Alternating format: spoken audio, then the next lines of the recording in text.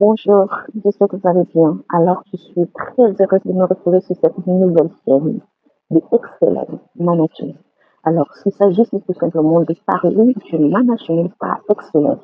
Alors, sur cette chaîne, nous mettrons en avant les stratégies, nous mettrons en avant les compétences requises pour être un bon manager, nous mettrons en avant la gestion de nos finances, nous mettrons en avant la gestion des ressources, que ce soit humaines, matériel de façon efficace et optimale.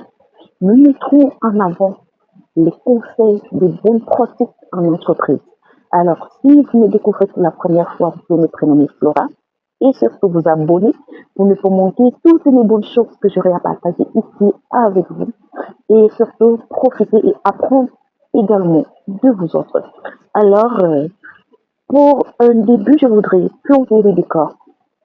Déjà, je voudrais que nous sachions que entre le management et la gestion, il y a de grandes différences. C'est vrai que dans le contexte anglo-saxon, quand on parle de gestion, ça veut tout simplement dire au même titre management. So, alors ainsi, en français, quand nous parlons du management, cela englobe plusieurs types de management premièrement. Et dans ces différents types de management, on a ce qu'on appelle le management opérationnel.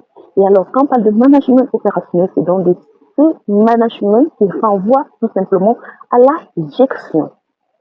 À la gestion. Alors, que ce soit la gestion d'entreprise, que ce soit la gestion financière, que ce soit la gestion des ressources humaines, que ce soit la gestion d'équipe, que ce soit la gestion commerciale, que ce soit peu importe les départements du moment où on parle de gestion, cela engage et concerne l'opérationnel. Ça engage et concerne l'opérationnel.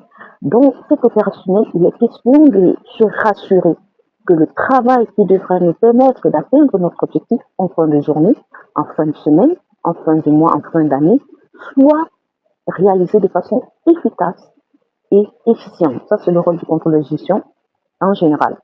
Et alors, il peut s'agir de se rassurer que les budgets sont bien établis, il peut s'agir de se rassurer que les rapports à la direction sont bien présentés de façon efficace et de façon objective. Il peut s'agir de se rassurer que les charges prévisionnelles ont été réalisées ou alors ont été optimisées. Bref, il est question de se rassurer du travail quotidien, qu'il soit fait de façon efficace et efficiente.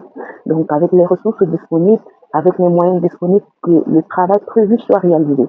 C'est ça la partie gestion, la partie administration ou alors la partie gestion ou management opérationnel. Alors, dans le management global de l'entreprise, d'une entité, d'une famille, d'une maison, le management en tant qu'être humain, ici, il est question de mettre en avant non seulement la stratégie, la vision et la motivation qui va avec. Donc, il sera question pour ce qui concerne les managers de pouvoir planifier, organiser, coordonner, diriger, analyser et contrôler l'ensemble des ressources, que ce soit matérielles, humaines, financières, qu'elles soient gérées de façon efficace et efficiente pour pouvoir atteindre les objectifs de l'entreprise, que ce soit pour atteindre nos objectifs personnels, que ce soit pour atteindre des objectifs sur un axe ou un plan de vie spécifique.